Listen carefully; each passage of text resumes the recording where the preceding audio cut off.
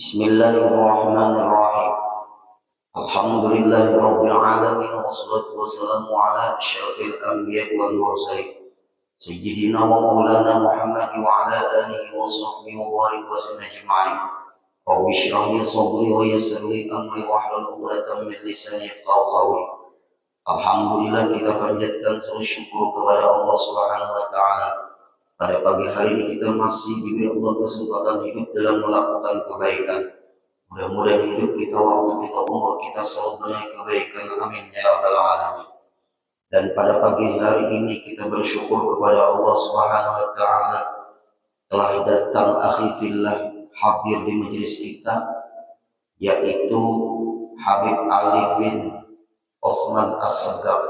Beliau punya pondok pesantren di Bali. Kita doakan selalu beliau diberikan sehat badan, panjang umur, kabul hajat, dan dalam berdakwah selalu dalam perlindungan Allah. Amin ya rabbal alamin. Pada pertemuan kali ini kita membicarakan dari ayat Al-Quran yang berbunyi, wal yakhshal ladzina law taraku min khalfihim dzurriyyatan dhi'afan khafu 'alaihim. Hendaklah takut kepada Allah Subhanahu wa taala jika kalian meninggalkan di belakang kalian zuriat dhi'afa, yang lemah. Apa dari ayat itu? Juga daripada doanya Nabi kita, Nabi besar Muhammad SAW, yang sudah kita sering dengar dan kita baca. Ada di dalam doa Nabi kita, Allahumma inni a'udzubika minal jubni wal bukhul wa a'udzubika minal jubni wal kasal wa a'udzubika minal ghalabati daini wa qahril rijal. Yang sebelumnya sudah kita baca, Allahumma inni a'udzubika minal hammi wal hazan. Di situ juga ada sambungan doa, wa a'udzubika minal ajzi wal kasal. Aku berlindung kepada Engkau ya Allah daripada lemah dan malas. Kalimat lemah di sini. Apa yang dimaksud lemah di sini? Bukan hanya lemah fisik, tapi lemah iman, lemah pengetahuan agama. Ayo kita ambil. Di antaranya lemahnya zuriat kedepannya itu setelah kita wafat, yaitu yang menyebabkan lemah itu ulul amal, terlalu panjang angan-angan. Kalau di dalam ilmu gramatika Arab, fi'il itu ada 3. Ada fi'il madhi, ada fi'il mudhari, ada fi'il amr. Dalam gramatika Arab, kita hidup ini 3 masa. Ada masa yang telah lampau, ada masa sekarang, ada masa yang akan datang. Apabila masa kemarin kita bagus, tingkatkan di masa sekarang. Apabila masa lalu kurang bagus, tinggalkan, perbaiki di masa sekarang. Setelah masa yang lalu kita tinggalkan yang tidak baik, lalu kita berjuang di masa sekarang. Di masa yang akan datang, insya Allah kita menikmati hasil. Minta maaf, kata orang dulu, masa tua itu tergantung masa muda. Masa tua tergantung di masa muda. Rasulullah berdoa di antaranya supaya berlindung kepada Allah daripada lemah. Di antara lemah itu penyebabnya tulul amal, panjang angan-angan. Ini nanti kita bahas secara rinci dan panjang, tapi ulun mengambil contoh fakta dan ini terjadi. Kita berikan nanti waktu kepada ahli fillah juga untuk menyampaikan ilmu kita istifadah dari kehadiran beliau. Rasa-rasanya Bapak Ibu ulun ketemu Habib Ali ini termasuk paling jarang beliau silaturahim dengan kita di sini. Alhamdulillah. Itu pun BP ulun terlambat datang di hati dulu, mudah Habib jadi imam. Soalnya ada aja Guru Hasyim dan beliau berdoa, mudah-mudahan pertemuan kita ini bukan hanya di dunia, tapi di surga Allah. Amin ya rabbal alamin. Bapak Ibu, banyak orang bercita-cita nanti ikan naklah ke depannya nyaman aja. Anak tuh nanti kamu ke depannya enak aja. Enak apanya? Kebanyakannya ayahnya kaya raya, tanah banyak, kebun banyak, itu yang banyak. Kita urusan kebendaan tadi dulu. Mungkin ayahnya pejabat, nyaman dia nanti. Ayah kan pejabat. Hati-hati kalau KPK mencari. Itu yang lupa. Lupanya di situ. Tenang aja anakku, abah, mama sugi. Kebanyakannya di situ. Sugi. Banyak orang sugi tapi bangkrut. Enak aja ikan nak lain. Abah tuan guru juga. Nanti uang akan rinci. Ikan masih anu aja nak. Ya. Secara agama itu kan apa? Fondasi anak kita ini kuat enggak iman dan Islamnya? Kebanyakannya orang ngomong seperti ini. Karena naklah ke depannya ikan nyaman aja. Kalau imannya ada kuat, Islamnya ada kuat, kira-kira nyaman lah. Bapak Ibu. Nah, ini fakta lemahnya anak. Mumpung juga ada Habib. Ulun itu kan rumah dekat dengan rumah sakit Batu Juleha, seberang Wisma Abadi.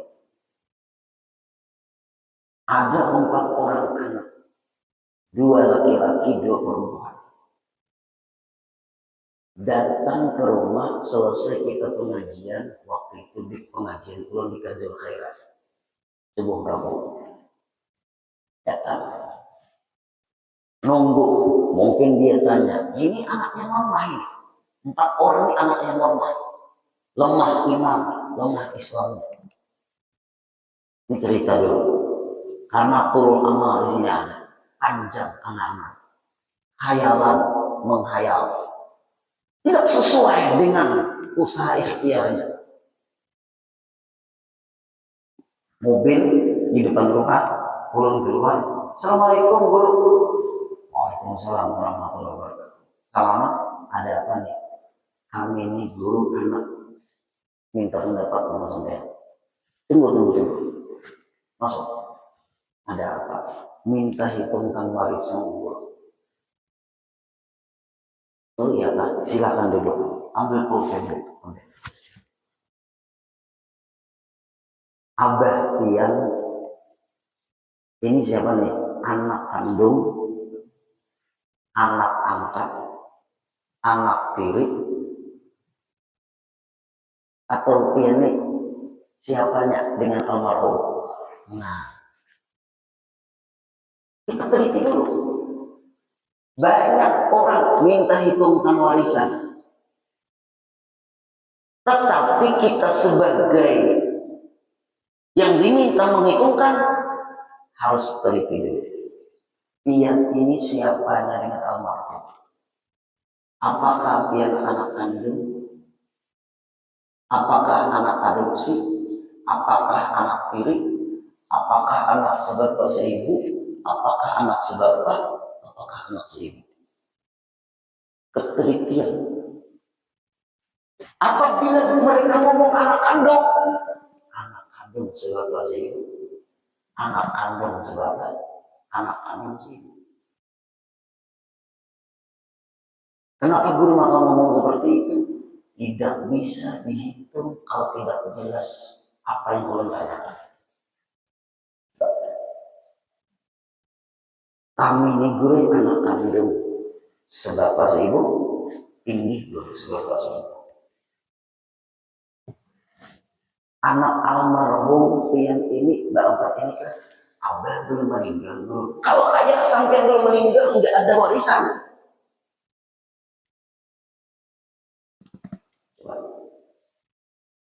Kalau ayah belum meninggal, tidak ada warisan.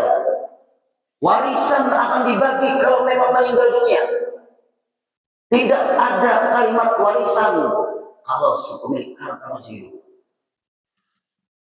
Jawaban ulun jujur berbahaya.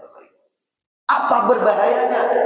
Kalau dia berambisi ingin menguasai harta ayahnya, sedangkan ayahnya belum meninggal. Kalau ada rencana membunuh ayahnya, pembunuhan itu mani'ul irsi, menghilangkan dapat warisan. Minta maaf yang hadir-hadir. Kalau anak kita tidak kuat agama, tidak kuat iman, untung anak kita kuat iman, kuat agamanya. Kalau nggak kuat gimana? Nggak bisa. Guru, kami minta hitungkan dulu. Tidak ada penghitungan. Sampai segitunya. Artinya ini zuriyah, otaknya tidak mengerti agama, sudah minta hitungkan warisan. Nggak bisa. Bisa nggak guru menggambarkan? Nggak bisa. Guru ayah kami masuk rumah sakit guru Ratu Juleha. Dia guru di ruang ICU, guru. Ruang ICU bisa keluar dari ruang ICU, pindah ke ruang perawatan. Ulun bapaknya Om Martin kan di rumah sakit Ratu Juleha kan. Nah, begitu. Ulun sering banyak sampean, tapi nggak usah sering ke rumah sakit ya. Sehat. Itu kesalahan yang fatal Bapak Ibu yang ulun jawab. Ulun yang menghitungkan kecuali ayah sampai sudah berpulang ke orang tua. Dia berbisik-bisik berempat. Abah, kalau abah meninggal baru kita nanti. Kalau abah belum bisa. Gimana? Ya kita doakan aja kemudian sini juga meninggal.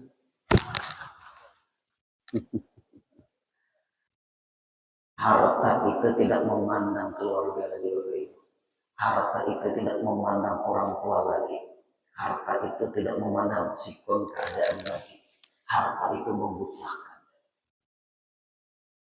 Itulah yang disebut Bapak Ibu, harta itu membutakan. Gak bisa. Guru setiap pagi ada di rumah. Sekitar jam 8 aku ada di rumah. Jam 10 pun ada pengajian di kantor. Inggih guru, kalau begitu guru baik. Kami mohon pamit dulu. Berarti kalau ayah meninggal baru dibagi. Ya.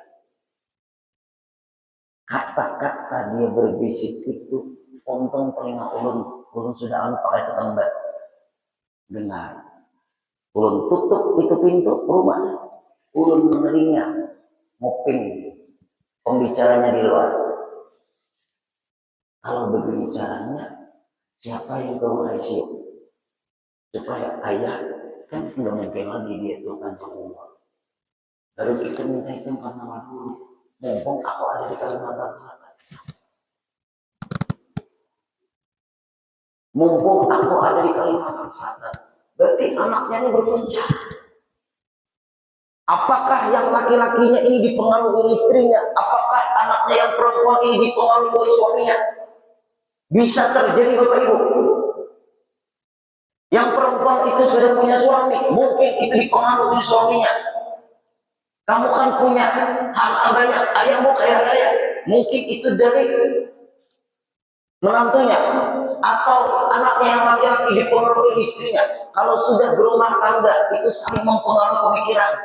Kalau tidak kuat agama, tidak kuat iman, tidak kuat Islam, sasaran orang tua yang sakit bisa cepat dimakannya. Nah, kita makanan dulu, kamu nanti profesi. Gimana caranya? Tinggikan. Astagfirullahaladzim. Makananlah dia di depan ada di situ apa tuh Triple Almira di situ ada. Ulun Pak Haji Umar keluar berkendaraan ke ruang ICU. Untung ulun tahu nama ayahnya. Di rumah sakit Ratu Juleha, saya banyaklah kenalan. Lalu ke ruang ICU, Mbak, ya ada yang nama Bapak Ziano, ada. Sampai siapa? Boleh saya sama Mbak bertanya apa ngomong dulu atau ada dokternya? Ada. Penting. Saya ingin ketemu dokter. Penting. Oh bisa ada di ruang. Dokter, Bapak si Anu itu ada punya anak 4, 2 laki-laki 2 perempuan. Dia datang ke rumah kita minta hitungkan warisan. Warisan tidak bisa dihitung kalau ayahnya masih hidup. Sedangkan ayahnya ini di ruang ICU. Ada indikasi kejahatan yang terselubung dari anaknya yang berempat ingin mempercepat ayahnya meninggal dunia. Baru mereka datang ke rumah saya. Maaf dokter, perketat penjagaan di ruang ICU. Itu saja pesan. Assalamualaikum. Pulang ke rumah. Kalau lihat anaknya masih makan. Ini pembunuhan berdarah dingin ini. Ayo, gimana katanya? Itulah yang terjadi kalau anak lemah iman, lemah Islam, berbahaya. Insya Allah kita sambung pada pengajian berikutnya. Akhifillah, ulun ngambil istiqadah dek, mumpung ada dek, yang jarang ada di majelis kami dek, yang ada apa namanya penebusan di balik, ulun ngambil berkah dari keberadaan dek. Taqabbal.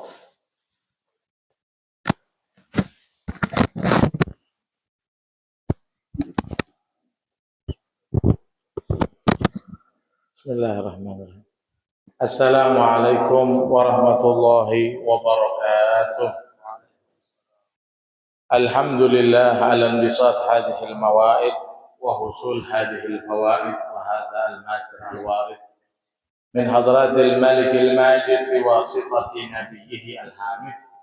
Allahumma salli wa sallim ala nuril anwar wa sirril asrar wa tiryakil aghyar ومفتاح باب اليسار سيدنا محمد المختار وعلي الأطهار وأصحابه الأخيار عدد نعم الله وإفضاله. Wabadu, para guru-guru yang ulun cintai serta saya harapkan doa keberkahan dari beliau-beliau serta para hadirin dan hadirat, wa nakhussu bidzikir wa bil khusus guru kita yang mulia Guru Saifuddin Ansari, mudah-mudahan beliau diberikan sehat walafiat, dan kepada seluruh hadirin dan hadirat dikabulkan hajatnya dunia dan akhirat, amin ya rabbal alamin. Wa terima kasih atas waktu yang diberikan kepada kami, mudah-mudahan menjadi ilmu yang manfaat untuk saya pribadi dan antum semuanya, amin Allahumma amin. Para hadirin dan hadirat, bersyukur kita kepada Allah Subhanahu wa taala atas taufiknya berupa ketaatan-ketaatan, yaitu kesempatan untuk bisa melaksanakan sholat wajib dan belajar daripada ilmu agama. Itu semuanya adalah sebuah koneksi yang menyambungkan kita dengan Rasulullah SAW.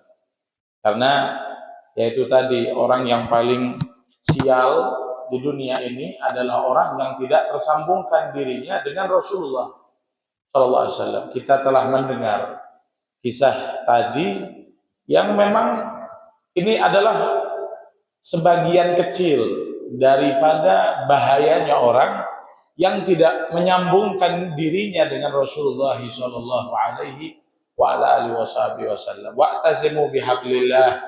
Kita harus memegang dengan talinya Allah. Talinya Allah siapa? Nabi Muhammad sallallahu alaihi wa ala alihi wasallam. Dan bahkan para hadirin dalam keadaan yang buruk, dalam keadaan susah. Keadaan susah itu apa di dunia ini? Banjir. Ya Rabb, mudah-mudahan Kalimantan Selatan segera disurutkan banjirnya oleh Allah, dan daerah-daerah lain di negeri kita Indonesia. Keadaan yang terburuk apalagi bom. Ini kemarin di Tarim sana di Hadramaut itu ada bom yang memang berusaha menghilangkan keamanan daripada negeri tersebut. Ini keadaan yang mengerikan dan gak enak. Dan banyak lagi Tapi para hadirin, katanya ulama, keadaan yang paling tidak mengenakan dan keadaan yang paling kita takuti adalah ketika kematian itu datang kepada kita. Tidak ada keadaan yang paling menakutkan itu ketika sakratul maut. Tidak ada. Ada salah seorang ulama, Saddad bin Aus, dia mengatakan, al-maut afdha haulin fid dunya wal akhirah. Kematian itu, sakratul maut itu, para hadirin, adalah sebuah keadaan yang paling mengerikan, paling susah di dunia dan di akhirat. Al-Imam Abdul Wahab Asy-Sya'rani dia bilang, mengomentari tentang keadaan yang mengerikan di akhirat. Kalau di dunia oke. Tapi kok bisa keadaan yang paling menegangkan di akhirat, padahal di akhirat itu ada yang mengerikan. Apa itu? Neraka. Kita memikirkan neraka itu paling ngeri. Katanya Imam Abdul Wahab Asy-Sya'rani tidak. Dia mengatakan neraka tidak mengerikan karena lebih mengerikan lagi adalah sakaratul maut daripada neraka itu. Ini keadaan yang paling mengerikan dan kita semuanya akan berhadapan dengan itu. Tidak ada di antara kita yang lewat dengan yang namanya sakaratul maut tersebut. Makanya Nabi itu ketika beliau meninggal dunia, beliau bilang apa sama Siti Aisyah? Ya Aisyah, inna fil mauti la sakarat. Sungguh mati itu sakit, Aisyah. Mati itu gak enak, Aisyah. Susah, ngeri, takut. Makanya di dalam hadis Rasulullah SAW, marahu Imam At-Tabarani, yang diriwayatkan oleh Imam At-Tabarani, beliau mengatakan Rasulullah, ya, bahwasannya lau anna sya'rat min sya'ratil mayyit waqa'at ala ahli samawati wal ard lamatu biiznillah. Beliau mengatakan Rasulullah, yang artinya kalau salah satu bulu itu dari orang yang sedang mengalami sakaratul maut jatuh kepada penduduk bumi ini dan langit, maka mereka lamatu. Katanya ulama, maknanya matu ini bukan mati, tapi takut dia, akan ngeri dia. Biiznillah ta'ala, dengan izin Allah Subhanahu. Kalau bahasanya Quran itu dalam surat Al-Qiyamah, waltafatis saku bisaq, orang yang mati sedang dicabut nyawanya itu kaki dengan kaki itu bertautan, gak mau lepas saking sakitnya sakratul maut tersebut. Ya. Makanya Nabi Ibrahim itu, Rasulullah bercerita, Nabi Ibrahim itu ketika ditanya, ya Ibrahim, ya Khalilullah. Nabi Ibrahim ini para hadirin Khalilullah kan? Khalilullah, Nabi Ibrahim. Dekat sama Allah. Ditanya ketika meninggal dunia, ya Ibrahim, kif ahwalil maut. Bagaimana keadaanmu ketika sakratul maut? Beliau itu mengatakan, kasufut ju'ila fisuf. Kalau daging bahasa Arabnya itu laham, para hadirin. Tapi sufut ini maksudnya daging yang ditusuk itu. Bahasa kita sate, ya, sate. Ju'ila fisuf, diletakkan di atas bara api itu. Jadi keadaan sakaratul mautnya Nabi Ibrahim itu seperti itu, Pak. Nabi Musa diceritakan juga oleh Rasulullah SAW. Ya Musa, akhbirni ahwalil maut. Berikan kabar kepada saya keadaan orang yang sakaratul maut. Nabi Musa mengatakan, kasyat hayyah, seperti kambing itu yang hidup. Baina yadayil gusab tuslah, di hadapan penjagalnya yang memotong. Ya, tuslah, dikulitin dalam keadaan hidup-hidup. Itu para hadirin. Makanya Sayyidina Umar itu punya teman akrab, namanya itu Ka'ab. Ka'ab ini meninggal, Sayyidina Umar mimpi. Ya, kita insya Allah kita termasuk orang yang mempercayai mimpi, ya guru ya. Ya, apalagi mimpinya para nabi itu sebagian daripada wahyu, ya. Ini Amirul Mukminin Sayyidina Umar bin Khattab, dia itu bermimpi Ka'ab ini. Sehingga dia bertanya kepada Ka'ab, ya Ka'ab, kaifal maut? Kaif wajadtal maut? Bagaimana keadaanmu ketika meninggal dunia, wahai Ka'ab? Ka'ab menjawab, kaghusuni syauk, seperti pohon yang berduri, ju'ila fi jawfir rajul, dimasukkan ke dalam tubuhnya orang yang dalam keadaan hidup. Itu keadaan sakratul maut, para hadirin. Keadaan yang menakutkan memang. Makanya Sayyidina Ali itu nggak salah, ya. Ulun pernah baca perkataan Sayyidina Ali, dia mengatakan la alaf darbah bisaif ahwan min mauti alal firash. Beliau mengatakan lebih baik ditusuk pedang itu 1000 kali daripada saya harus mati di atas kasur saya. Kenapa? Orang yang mati di atas kasur itu merasakan sakaratul maut. Lah, hadirin yang dimuliakan oleh Allah Subhanahu wa taala, katanya ulama, ini semuanya keadaan yang mengerikan semacam ini tidak akan dirasakan oleh orang yang punya sambungan khusus dengan Nabi Muhammad sallallahu alaihi wa alihi wasallam. Makanya kita harus menyambungkan diri dengan Nabi sallallahu alaihi wasallam. Ini pengajian ini bukan hanya sekedar pengajian. Kita datang ke rumah. Salat ini bukan hanya sekedar aktivitas rutinan, tapi semuanya adalah hal yang menyambungkan kita dengan Nabi Muhammad sallallahu alaihi wasallam. Bahkan ya, katanya ulama, orang yang benar-benar sudah terkoneksi dengan Nabi, sambung dengan Rasulullah, maka dia tidak akan merasakan sakitnya sakaratul maut. Keadaan yang paling buruk, apalagi keadaan yang ringan-ringan di dunia. Ya, susah, mungkin masalah rezeki, masalah biasa. Ada Nabi SAW. Faya lailatal wasli udi lana li'annal habiba alaina radhi. Karena tujuan orang yang ingin tersambung dengan Nabi itu adalah keridhaan Nabi Muhammad SAW. Malam-malamnya, ketaatan-ketaatannya, itu semua yang menyambungkan dia dengan Nabi. Dan tentunya kita tidak akan sampai kepada Rasulullah kecuali tanpa guru-guru. Makanya ada kajian-kajian yang totalitas gitu. Kalau ada kajian-kajian totalitas, ya walaupun ngantuk, ulun paham lah ya, waktu subuh ini memang waktu yang paling ya, nyaman untuk tidur dan istirahat. Apalagi, cuman kita diusahakan totalitas ya. Khudzu zinatakum inda kulli masjid. Itu artinya bukan hanya sekedar kita harus pakai pakaian yang bagus ketika berangkat ke masjid, tidak. Tapi maknanya, katanya Syekh Mutawalli Asy-Sya'rawi di dalam tafsirnya, dia mengatakan maknanya adalah kalau ibadah itu yang totalitas, yang benar. Hadir pengajian, kita duduk, masya Allah. Kalau bisa pakai wangian lah supaya nggak ngantuk, itu gimana? Ya.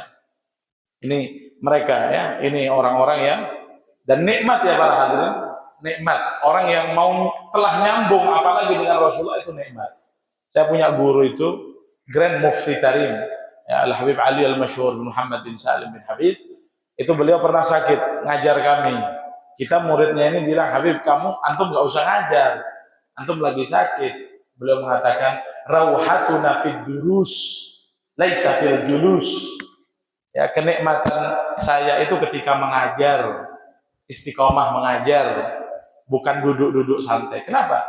Karena buahnya adalah tersambung dengan Nabi Muhammad. Ya, bukan hanya kita ini duduk di majelis ilmu dapat ilmu saja, tidak, tapi menyambungkan kita dengan Nabi Muhammad sallallahu alaihi wasallam. Yang mengerjakan sholat 5 waktu itu bukan hanya sekedar dia menggagalkan kewajibannya, tidak terlepas daripada dosa, dapat pahala, enggak, tapi tersambung dengan Nabi Muhammad, itu nilainya. Ya, itu nilainya. Dan seterusnya dan seterusnya. Yang punya guru, abah guru, masya Allah, kemarin haulnya kayaknya tambah rame. Ya, alhamdulillah. Ya, banyak ulama, banyak orang saleh, bahkan pejabat yang hadir. Itu semuanya karena beliau tersambung dengan Nabi SAW. Padahal ada ulama yang alim banyak mungkin, ada wali banyak mungkin, tapi kenapa seperti itu? Karena beliau terkoneksi dengan Nabi SAW. Ya, tersambung dengan Nabi. Sayyidina Abu Bakar As-Siddiq, padahal ada menantunya Rasulullah, Sayyidina Ali, tapi kenapa? Yang paling afdal dalam akidah kita ahlu sunnah, sahabat yang harus kita utamakan adalah Sayyidina Abu Bakar. Karena sebab apa? Ini, dirinya Abu Bakar itu bersambung dengan Nabi SAW.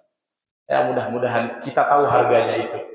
Kita mengerti maksud tujuan ibadah kita adalah Sayyidina Muhammad sallallahu alaihi wasallam. Mudah-mudahan Rasulullah ridho sama kita. Mudah-mudahan kita dapat syafaat Rasulullah. Mudah-mudahan ketika kita mati Rasulullah hadir. Ya, setelah umur yang panjang, hidup yang bahagia tentunya. Yang nggak sekarang Pak, nggak sekarang. Nggak ada yang mau mati sekarang. Kita mau panjang umur semuanya. Amin ya Rabbal. Allah jaga guru kita dan semuanya. Mohon maaf atas segala kesalahan. Mungkin ini saja. Ya, ini saja yang ulun sampaikan. Ya, wassalamualaikum warahmatullahi wabarakatuh. Masih ya? Alhamdulillah,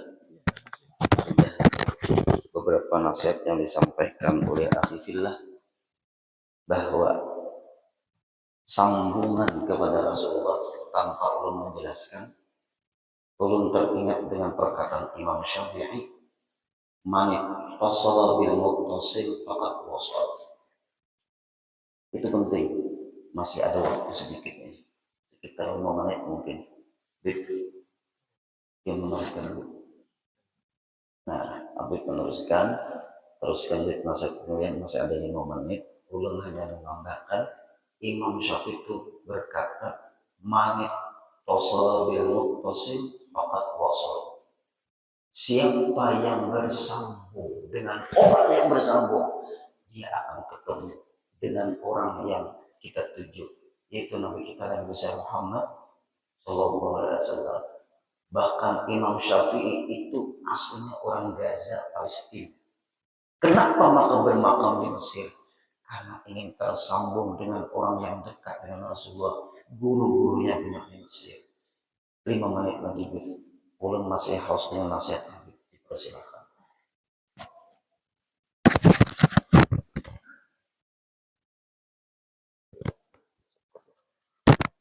Ya, jadi para hadirin yang dimuliakan oleh Allah Subhanahu wa taala, seperti itu mahalnya sambungan dengan Nabi Shallallahu alaihi wasallam.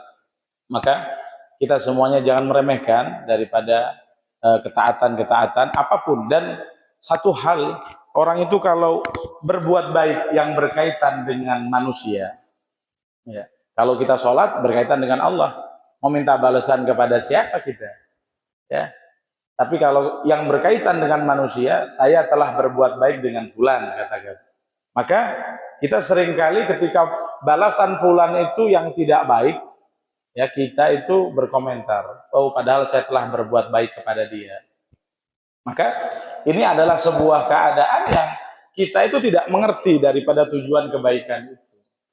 Tujuan kebaikan itu, makanya ulama itu ada yang mengatakan hal jazaul ihsan illal ihsan. Ya, balasan daripada kebaikan itu kebaikan. Kebaikan ini kan tidak harus dari manusia itu. Kebaikan itu dari Nabi Muhammad Shallallahu Alaihi Wasallam. Makanya yang kita harapkan balasan kebaikan itu dari Nabi Muhammad SAW, bukan dari orang yang telah kita perbuat kebaikan. Kan para hadirin, tidak ada manusia ini kalau membalas kebaikan kita itu seberapa sih? Seberapa? Sedikit. Tapi kalau yang membalas Rasulullah SAW itu nggak tanggung-tanggung para hadirin. Nabi mengatakan man asna ma'rufan ila ummati fa ana ukaffi'uhu yaumal qiyamah. Nabi mengatakan siapa orang yang berbuat kebaikan kepada umat saya, kata Rasulullah SAW, maka saya yang akan membalas kebaikan dia nanti di hari kiamat. Ya, ini yang kita butuhkan. Ya, maka dari itu katanya ulama, kalau kita berbuat kebaikan sama orang lain, lupakan, agar kita nggak kecewa. Karena kalau kita berbuat kebaikan sama orang lain, kita ingat-ingat, pertama, pahala kita hilang, pasti sudah. Ya, yang kedua, kita tidak dapat balasan daripada Nabi Muhammad Shallallahu Alaihi Wasallam.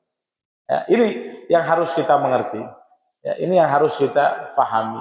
Maka dari itu, hadirin yang dimuliakan oleh Allah Subhanahu Wa Taala, dan tentunya kalau Nabi SAW itu membalas sama kita satu balasan, kita sudah harus syukur sekali.